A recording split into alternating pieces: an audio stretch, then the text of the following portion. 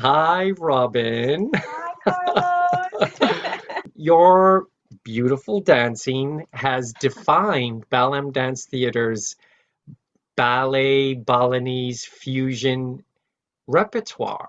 I was it 1990 when you first met Eileen Pinder, the founding director and Balam Dance Theater? I think it was 91. It might have been Oh, 91, okay. but Okay. yeah, either way, a long time A ago. long time ago, decades ago, right? Yeah. Well, it's not to date us, but we're like I good was only wine, 5 just years getting old. better. Yes, exactly. And I recall assisting Eileen for an audition Balam had. It was like a big open call audition done at the Joffrey Ballet School there on 6th Avenue in Manhattan.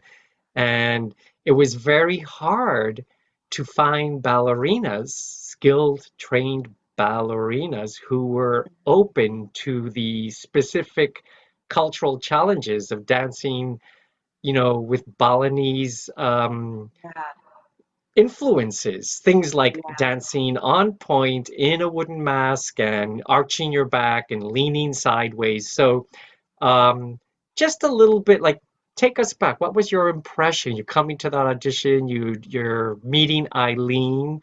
Um, what was your takeaway from that first encounter? It was just so different. And Eileen was somebody like I'd never met before. Her energy, her enthusiasm was just magical, really. But the style was so different, and it was uh, I mean, I'm embarrassed to say it was like, what is this? What on earth is this? I've never seen anything like this. I've never been asked to move in this kind of a way.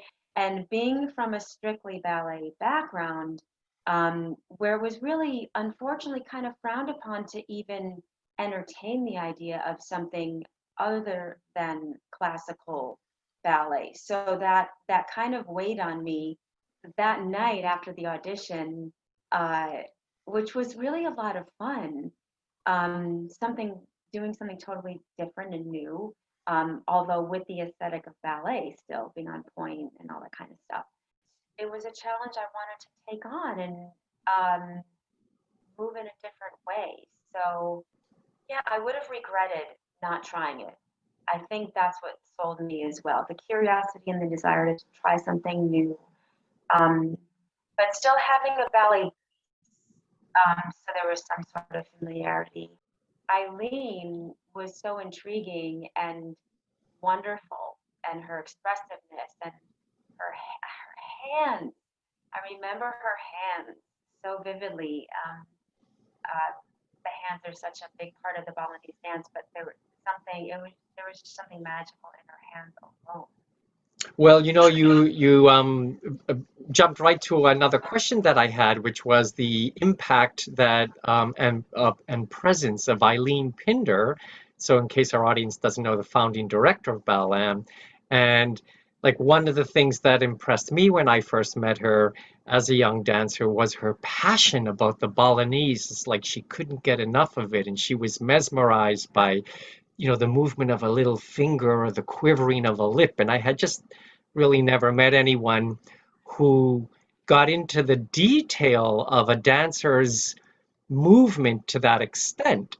And of course, Eileen was many things. I recall her being generous and, kooky with a sense of humor. So for me, it was important that that passion that she had intrigued me. And so when there were times that I felt like, oh gosh, I just can't be doing this. This is just too far out there, and um, I don't know, right? It was Yeah. somehow the her presence that like magnetism kept me looking at the Balinese.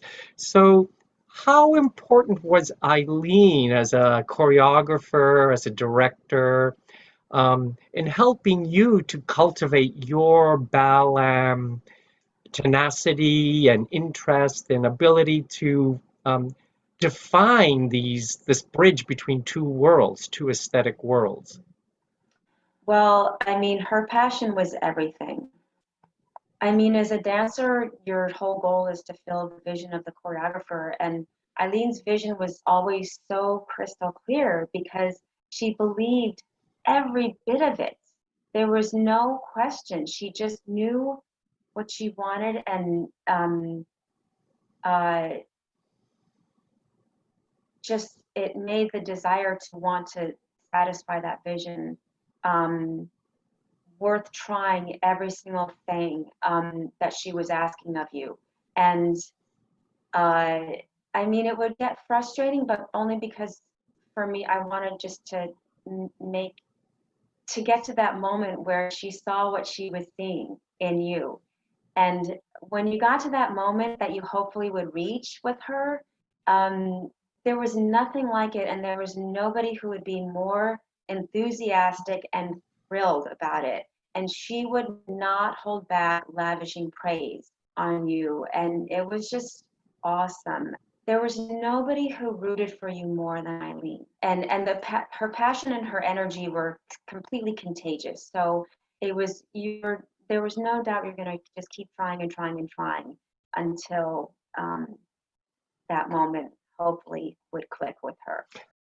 Yeah, and I think yeah, that's a really a striking quality that you're bringing up, which is I think in ballet we're maybe more used to directors and who are withholding, not because they're mean, but because ballet is all about not being good enough and can you go further, and the ideals Yeah, are so extraordinary.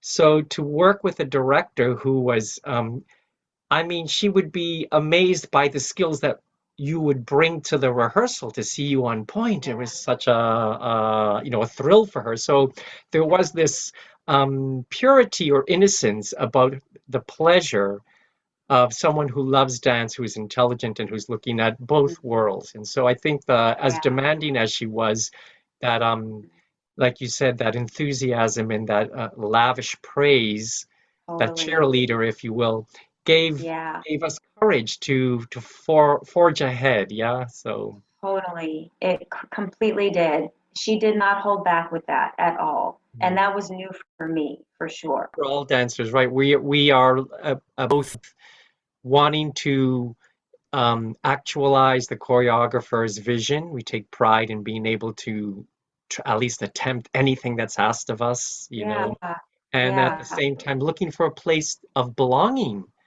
where yeah, the artistic experience feels meaningful and yeah. satisfying. Yeah. Yeah, that's interesting because even though it was something, everything about it was really new, I felt safe. I felt Mm. safe with you and Eileen to explore.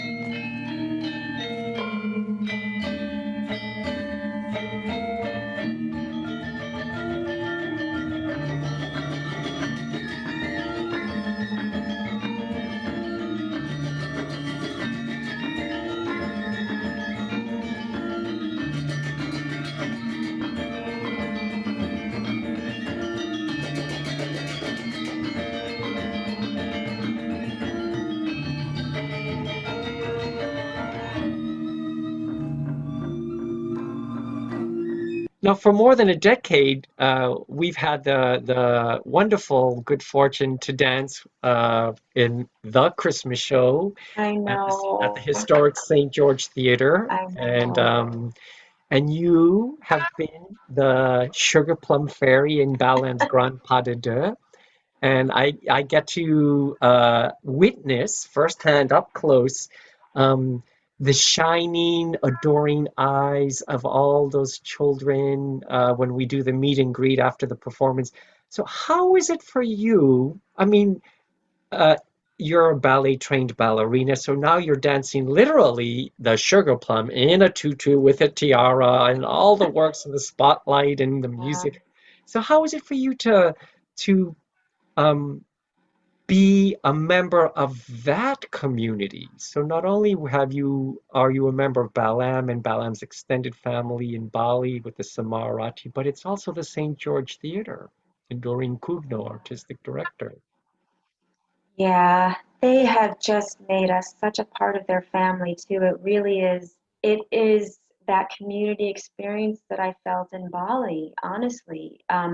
And getting to do it every year, we see a lot of the same families because it's become a tradition and really the highlight of my year to dance that pas de deux with you every year there.